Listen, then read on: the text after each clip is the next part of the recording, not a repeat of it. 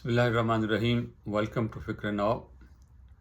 آج کا programme supreme court کے اس فیصلے کے حوالے سے ہے جو ہوا تو 6 فروری کو تھا، لیکن پھر اس کو ریوائز کرنا پڑا کیونکہ مذہبی طبقات جو تھے ان کے جذبات بڑے بھڑکے ہوئے تھے، اور سپریم کورٹ پر انہوں نے اتنا دباؤ ڈالا کہ اس فیصلے کو انہوں نے آج تبدیل کروا دیا.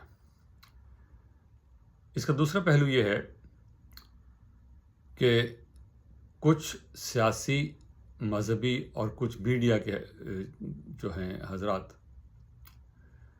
وہ اس پر فساد چاہتے تھے. ان کی پوری کوشش تھی، خواہش تھی کہ ایک کیمپین شروع کی جائے قاضی فائز عیسیٰ کے خلاف، سپریم کورٹ کے خلاف، حکومت کے خلاف اور ریاست کے خلاف، کیونکہ باقی جو بیانیے انہوں نے بنائے ہیں وہ نہیں چل سکے، جلسے نہیں ہو سکے، ان کی بات نہیں بن رہی ہے، ان کی رہائیاں نہیں ہو رہی ہیں. تو یہ ایک آزمودہ نسخہ ہے جو بہت عرصے سے پاکستان میں چلایا جا رہا ہے کہ کسی مذہبی مسئلے پر جو ہے وہ ہنگامہ کھڑا کر دو، لوگوں کے جذبات جو ہیں بھڑکا دو اور لوگ مرنے مارنے پہ تیار ہو جائیں. اور یہ عام طور پر اس کے پیچھے سیاسی قوتیں ہی ہوتی ہیں. سب سے پہلا جو اینٹی قادیانی ایجیٹیشن ہوا تھا پنجاب میں، اس کی تحقیق کے بعد پتہ چلا کہ اس کے پیچھے پنجاب کے اس وقت کے وزیر اعلیٰ ممتاز دولتانہ تھے. تاہم یہ قصہ چلتا رہا اور 74 میں آئین میں دوسری ترمیم کی گئی اور قادیانیوں، احمدیوں، مرزائیوں کو جو ہے وہ غیر مسلم قرار دے دیا گیا. اس کے بعد کچھ اور ترامیم کی گئیں جن میں یہ قرار دیا گیا کہ یہ لوگ اپنی عبادت گاہ کو مسجد نہیں کہہ سکتے، اذان نہیں دے سکتے، اسلامی شعائر، اسلامی تعلیمات ہیں ان کا پرچار نہیں کر سکتے. بہت ساری یہ چیزیں، اس قسم کے قوانین بنائے گئے. تو اب سپریم کورٹ نے جب یہ فیصلہ کیا کہ ایک شخص جو مرزائی ہے وہ قرآن شریف کی کاپیاں جو ان کی اپنی چھپی ہوئی ہیں وہ تقسیم کر رہا تھا، اور وہ یہ تقسیم کر رہا تھا 2019 میں. بعد میں ایک اور قانون بنایا گیا کہ وہ یہ کام بھی نہیں کر سکتے، چھپا ہوا مٹیریل بانٹ بھی نہیں سکتے، اپنے آپ میں بھی نہیں بانٹ سکتے. تو سپریم کورٹ نے قانون کے مطابق فیصلہ یہ کیا کہ 2 پوائنٹ اس میں انہوں نے ریز کیے. ایک یہ کہ اس شخص نے جو جرم کیا ہے وہ اس وقت جرم نہیں تھا جب اس نے وہ جرم کا ارتکاب کیا ہے. 2019 میں یہ جرم نہیں تھا کہ وہ اس کتاب کو، قرآن کو یا اس کی تفسیر کو چھپوا کر تقسیم کر سکے. یہ 2019 میں جرم نہیں تھا، بعد میں قرار دیا گیا. تو اس لیے جو جورسپروڈنس کا اصول ہے اس کے تحت اس کو یہ سزا نہیں دی جا سکتی. دوسرا انہوں نے نقطہ یہ اٹھایا تھا کہ اس کی جو سزا اب بھی ہے 2021 کا جو قانون، اس کے تحت بھی جو سزا ہے وہ اگر اس کو دی جائے تو وہ اتنے مہینے اس کو جیل میں ہو چکے ہیں، وہ اس کی سزا پہلے ہی پوری ہو چکی ہے. تو اس لیے اس کو نئی طرح سے سزا دینے کا کوئی فائدہ نہیں ہے. تیسرا نقطہ انہوں نے یہ اس میں اٹھایا تھا کہ یہ لوگ قانون کے مطابق اسلامی شعائر استعمال نہیں کر سکتے، وہ مسلمان خود کو نہیں کہہ سکتے، اور آئین کے آرٹیکل 20 کے تحت ان کو یہ اجازت ہے کہ وہ اپنی عبادت گاہوں میں، اپنے گھروں میں اپنے تعلیمات کے مطابق اپنے مذہبی فرائض جو ہیں وہ انجام دیں. ہنگامہ سارا اس پہ تھا، اور مذہبی طبقات نے اس کو ریویو پٹیشن اس پہ ڈال دی. 29 مئی کو سپریم کورٹ نے اپنا فیصلہ اناؤنس نہیں کیا 29 مئی کو، اور مختلف مکاتب فکر جو ہیں ان سے جو ہے مدد طلب کی، ان سے کہا کہ آپ یہ بتائیں، اپنی رائے دیں. اور آئین میں جب لکھا ہوا ہے کہ آرٹیکل 20 کے تحت کسی بھی مذہبی طبقے کو مسلمان ہو غیر مسلم ہو کوئی بھی ہو، اس کو جو ہے اپنی عبادت کرنے کا، اپنے مذہبی فرائض انجام دینے کا جو ہے وہ حق حاصل ہے. تو یہی سپریم کورٹ نے کہا تھا. لیکن اس کے خلاف ایک ہنگامہ کھڑا کر دیا گیا، اور پھر پنجاب گورنمنٹ نے یہ دیکھتے ہوئے کہ مذہبی جذبات جو ہیں وہ اس سے بھڑک رہے ہیں اور لوگوں کے مذہبی جذبات مجروح ہو رہے ہیں، اور یہ کہ بہت بڑا جو ہے لا اینڈ آرڈر کا مسئلہ کھڑا ہو سکتا ہے، تو انہوں نے ریویو پٹیشن دائر کر دی. اور ریویو پٹیشن کے لیے بھی سپریم کورٹ نے اپنے جو اصولز ہیں، ضوابط ہیں، ان کی پیروی نہیں کی، بلکہ اس ریویو کو ایکسیپٹ کر لیا، ورنہ اس ریویو کو اس طرح ایکسیپٹ کرنا مناسب نہیں تھا، کیونکہ ریویو کے لیے ضروری ہے کہ اس میں کسی ایسی چیز سامنے آئے، کوئی ایسا مدعی سامنے آئے جس کو پہلے نہیں سنا گیا. تاہم وہ انہوں نے یہ دیکھتے ہوئے کہ مذہبی مسئلہ ہے اور مذہبی مسئلے پہ جو ہے جذبات بہت بھڑکے ہوئے ہیں، اور کسی بھی طریقے سے سپریم کورٹ کی تمام تر وضاحتوں کے باوجود جو ہے وہ بات نہیں دب رہی. حالانکہ سپریم کورٹ نے یہ فیصلہ انگریزی میں لکھا تھا، پھر اس کو اردو میں جاری کیا.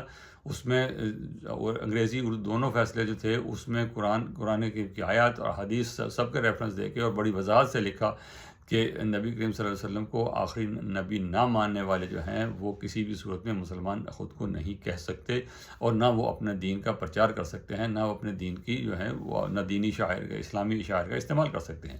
بات بالکل واضح ہے.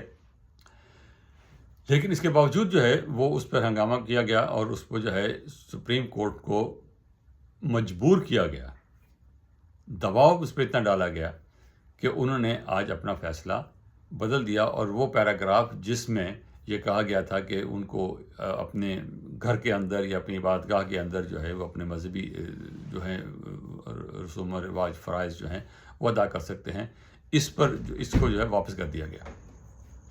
اب مسئلہ یہ ہے کہ اگر اس طرح جتھے اٹھ کر سپریم کورٹ سے خلاف قانون فیصلے لینے شروع کر دیں تو ہم کس طرف جائیں گے؟ اور دوسری بات اس میں یہ ہے کہ سیاسی طبقات جو ہیں،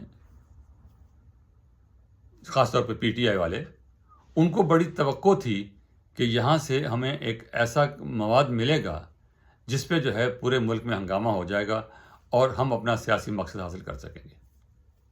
وہ نہیں ہوا. اس لیے باوجود کہ تمام علماء نے